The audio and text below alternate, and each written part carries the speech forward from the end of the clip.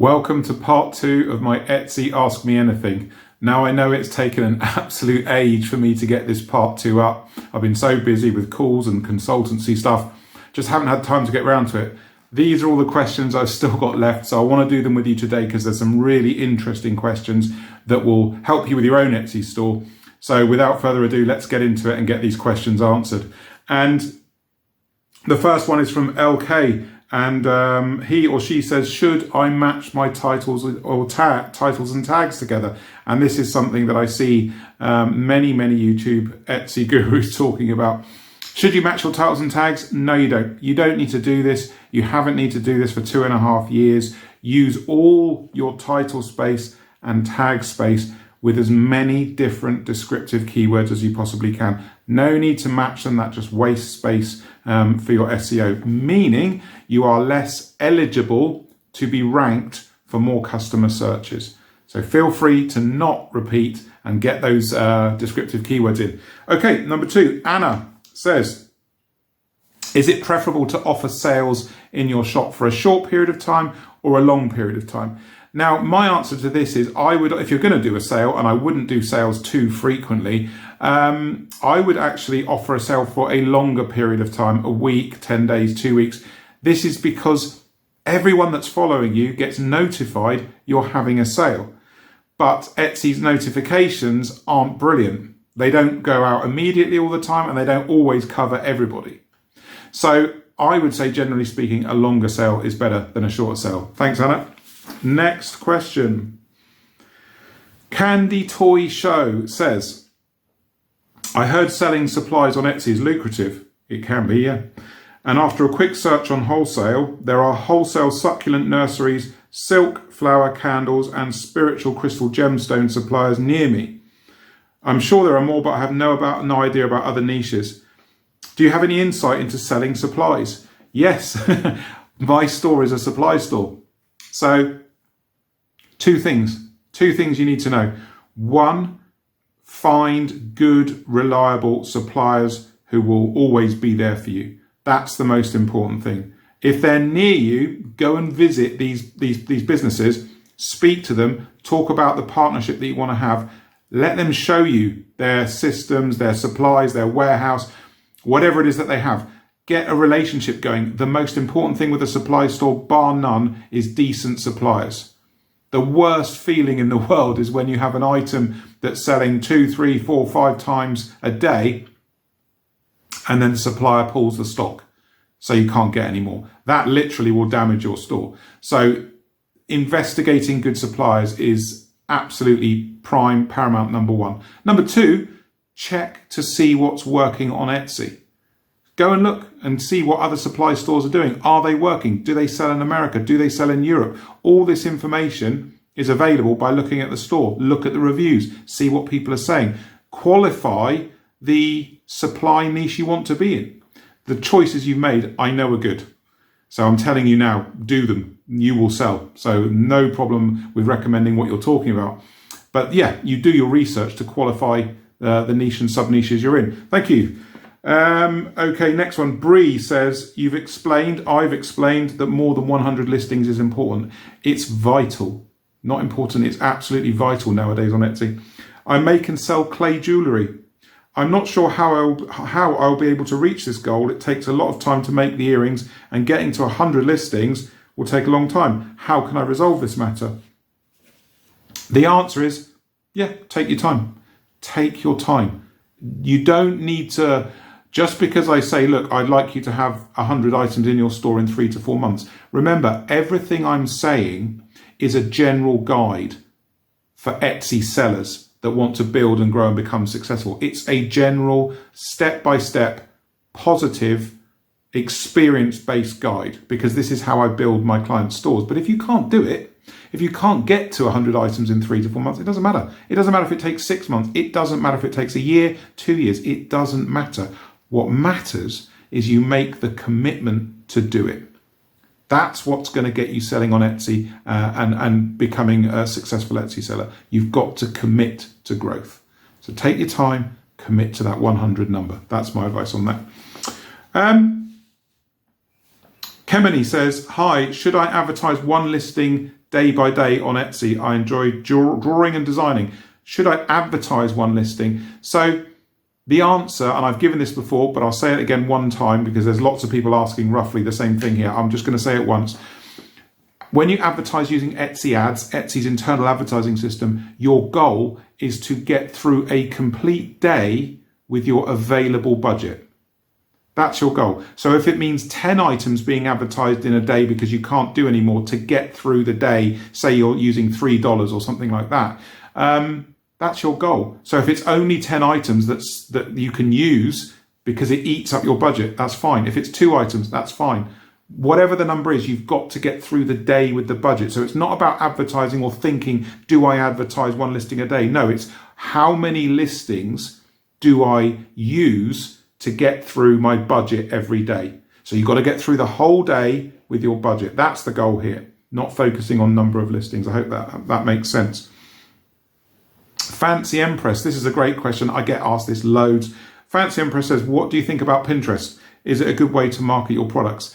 So this falls under my big problem with social media. Pinterest is social media. It's a search engine. It's a search engine, but it falls under the same category because anything you advertise on Pinterest is not going to be rewarded with visibility, quality score when you make sales from it.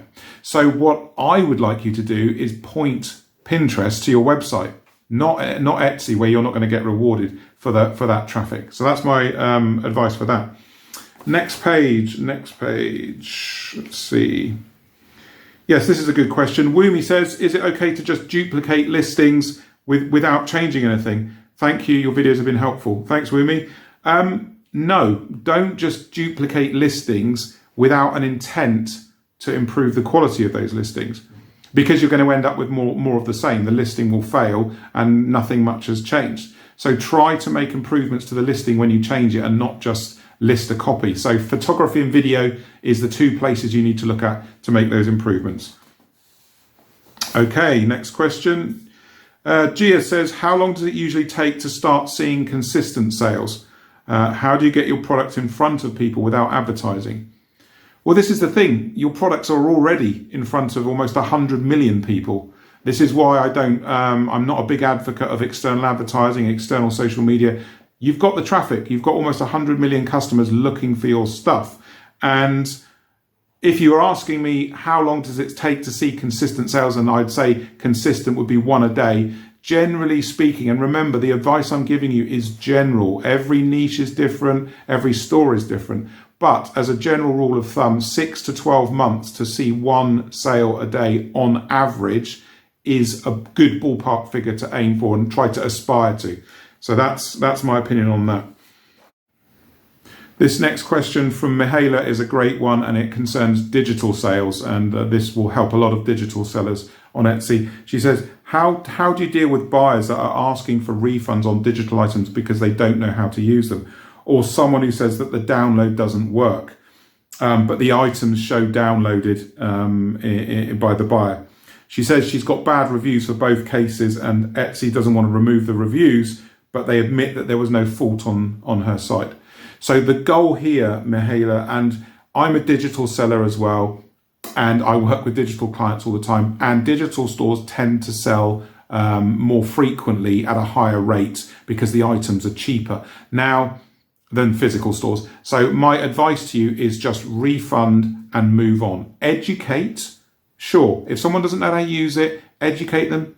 Send them a link to whatever the software is or whatever the program is they're using, or give them direct advice to help them. That's great customer service. You should always do that. Anything beyond that, refund and move on. You don't need to worry on a $3 download, a $5 download, a $7, whatever it is, about losing the sale versus the negativity from the review that you could get. It's not worth it. It's not worth your headspace. Move on, refund, and keep going. Not worth it. And I that was something that I learned very, very quickly when I started my digital store. Brilliant question, that. Okay, Top 10 Geek says, and he says he posts this on a lot of Etsy Facebook communities, but unable to get an answer. He needs help regarding copyright and trademark related to things like the Eiffel Tower, Colosseum, Taj Mahal, and so on. He says that people use these all the time, so they're using the images and they're using the name. So as far as I'm aware, you're not going to run into trouble using a location or a building or a tourist destination or anything like that. I am pretty confident that you won't run into any trouble unless, of course, the building is a company. So that's different. So when people come to me and say, yeah, what about the, San Francisco 49ers Stadium or Manchester United? No, you can't do that. That's a company. There's a big difference. But I believe places of interest, cities and so on, you can use that. I'm open to be corrected on this. If any IP lawyers or people with a lot more legal knowledge than me want to jump in and let me know if that's wrong, please do. But I believe what I've said is correct. But please let me know otherwise. Jesse says, do you think Etsy ads are worth it? I spent a whole video talking about Etsy ads exposed, Jesse. My broad answer is for most sellers, probably not. Please go and watch that video. Etsy ads exposed. It goes into great detail about that. Let's have a look here. Scott's dog. This is an interesting question about digital stores and the bills he has to pay for his accountant. So he's saying tax in my country, managing tax in my country and the tax itself is expensive. We don't have many laws for e-commerce. In a year, I need to pay 5,000 euros to cover these bills and monthly payments to a business consultant for VAT management, like an accountant. He wants to know what's the real earning potential of a digital store in the first 6 months. The truth is, in most cases, not a lot. Not a lot. It takes time to build traffic. You've got to put your listings in. You've got to build your store. Digital stores need to be big. So don't sit there thinking 50 items, how much am I going to earn in 6 months? I promise you, not much at all. Certainly not enough to pay your 5,000 euro bill.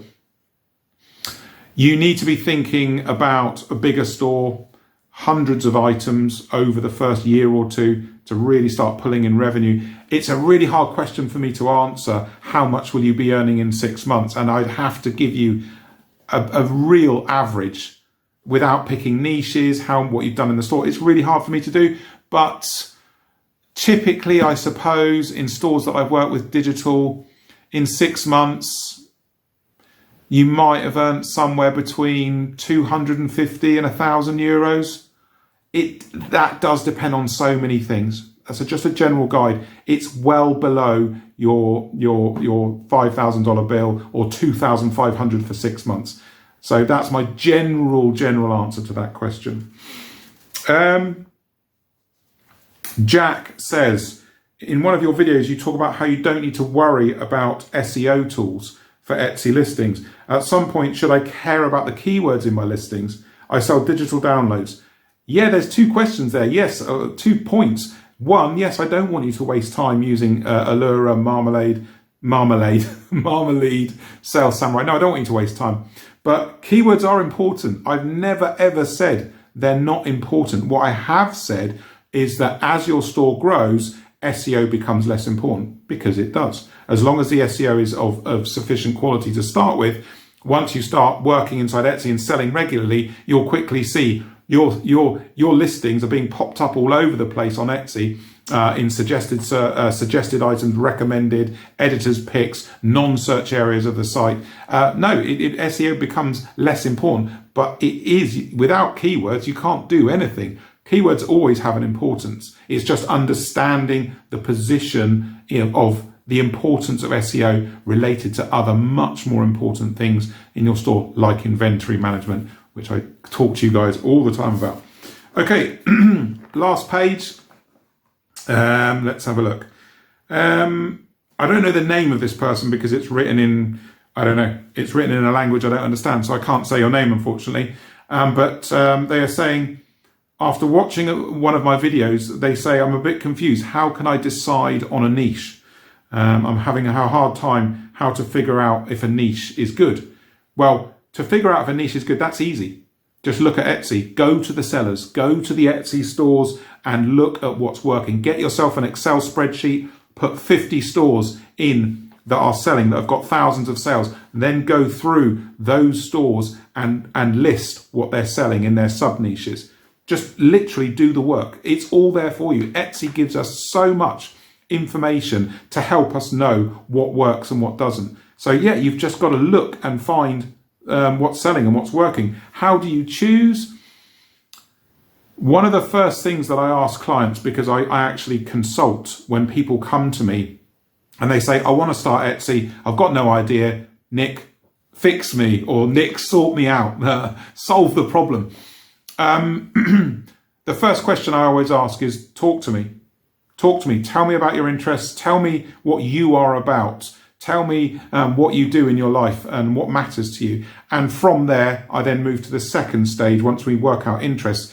Second stage is, do you want to sell products? Physical? Do you want a physical store? Do you want a digital store? So immediately, the divide starts. Do you want to primarily focus on physical or digital? You can do both. I'm not saying you can't, but it's getting the customer into a client into a clear mindset about what it is that they want to do. They've got to solve the issue of not knowing their Etsy identity. We've got to create the identity. So I would say that to you as well. List your interests. Think about a physical store, digital store. That should be enough to push you down a path of investigating what products match your interests. Because if you don't want to do it, if it's boring, you're not going to put full effort and full passion into your store, which is absolutely critical. So those are the points I would start with for that. Last question. Vandita says, okay, so everybody talks about how to get sales. Yes, they do. But nobody talks about views to your Etsy store. I opened my Etsy shop 2 or 3 months ago and I don't get many views and I don't understand why it's like that. So Vandita, the answer, as I tell you guys all the time, is listings. You've got to list more and more and more, and list things people want. So don't just list things that you create because you want to create them. You've got to list what you create and want to create and what people want to buy.